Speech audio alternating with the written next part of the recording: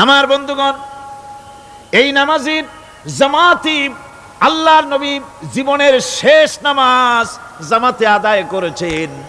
জীবনের শেষ নামাজটাও জামাতে আদায় করলেন। তখন তার এমন অবস্থা, এত অসুস্থ, দাঁড়াতে পারেন না, হাঁটতে পারেন না। দুইজন সাহাবীর কাঁধের উপরে ভর করে তারপরে বহু কষ্ট করে মসজিদে গিয়ে নামাজ আদায় করেছেন। খুতবা দিয়েছেন, বললেন, খুতবা দিতে গিয়ে বললেন, আজ থেকে মসজিদে নববীর চতুর্দিকের সকলের দরজা বন্ধ হয়ে যাবে, শুধু আবু বকরের দরজাটা খোলা থাকবে।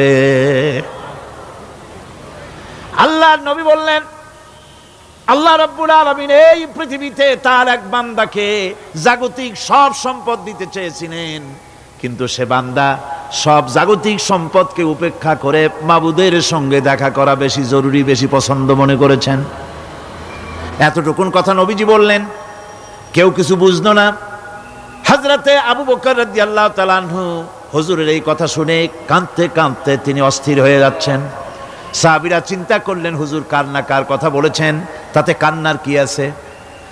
বয়োবৃদ্ধ, জ্ঞান বৃদ্ধ হযরতে আবু বকর রাদিয়াল্লাহু তাআলা আনহু বুঝতে পেরেছেন এই পৃথিবীর সব সম্পদ তো আল্লাহ হুজুরকেই দিতে চেয়েছিলেন।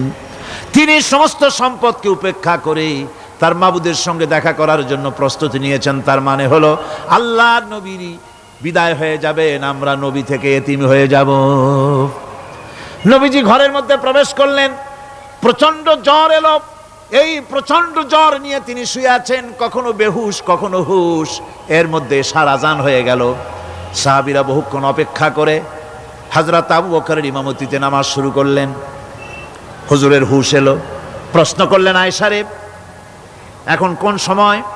হযরত আয়েশা বলেন, ইয়া রাসূলুল্লাহি, মসজিদে নববীতে নামাজ শুরু হয়ে গেছে। সাহাবীরা অনেকক্ষণ অপেক্ষা করে আমার বাবার ইমামতিতে নামাজ পড়তেছে সবাই, কিন্তু সাহাবীরা কেঁদে কেঁদে নামাজের মধ্যেই কাঁদতে কাঁদতে অস্থির হয়ে যাচ্ছে। তাদের মনের ধারণা হয়েছে নবীজির পেছনে নামাজ পড়ার কিসমত থেকে তারা মাহরুম হয়ে গেল। নবীজি বলেন, আয়েশা দরজা খুলে দাও আর আমার মাথাটা একটু উঁচু করে ধরো, আমি একটু নামাজের দৃশ্যটা দেখি। দরজা খুলে দেওয়া হলো, নবীজির মাথা উঁচু করে ধরা হলো।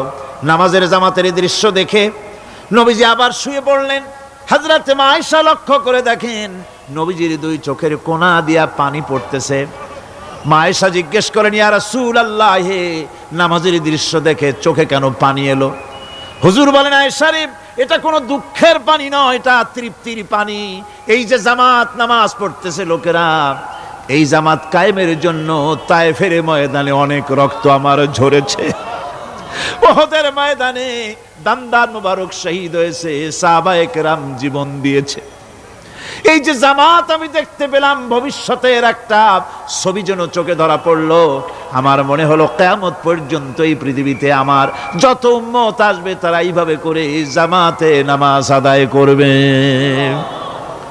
নবীজির মাথার কাছে মালাকুল মউত যখন এসে গেছেন, আমার ভাইরা, এই পৃথিবীতে যত নবীরা এসেছিলেন মৃত্যুর সময় সমস্ত নবীরা শেষ কথা যেটা বলেছেন, হাদিস, সমস্ত নবীরা উম্মতের জন্য মৃত্যুর মুহূর্তে শেষ কথা যেটা বলেছেন সেটা হলো আসসালাত, আসসালাত, নামাজ, নামাজ।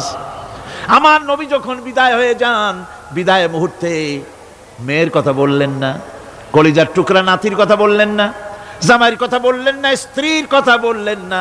মৃত্যুর সময় শেষ কথা বললেন, আসসালাত, আসসালাত ওয়া মা মালাকাত আইমানুকুম।